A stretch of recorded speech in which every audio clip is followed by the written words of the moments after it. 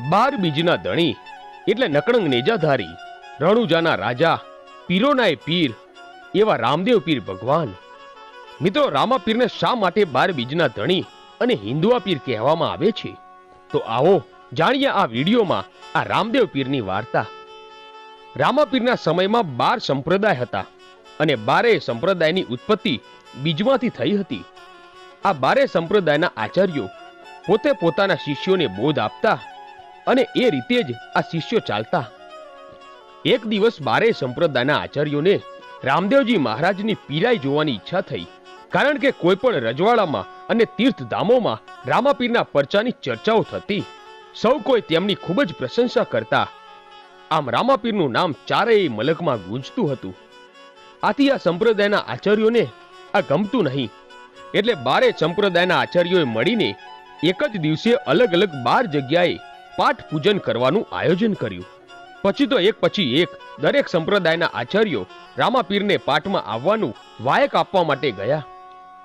પણ મારો નાથ તો અંતર્યામી છે.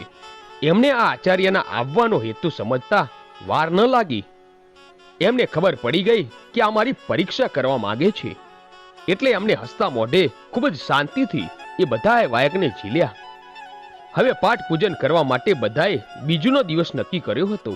કહેવાય છે કે પાઠનું વાયક ઝીલ્યા પછી ત્યાં ફરજિયાત હાજરી આપવી જ પડે. આમ બીજનો દિવસ આવ્યો.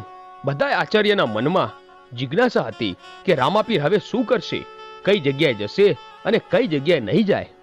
કારણ કે 12 જગ્યાથી વાયક મળ્યા હતા અને 12 જગ્યાએ બીજના દિવસે પાઠ હતો.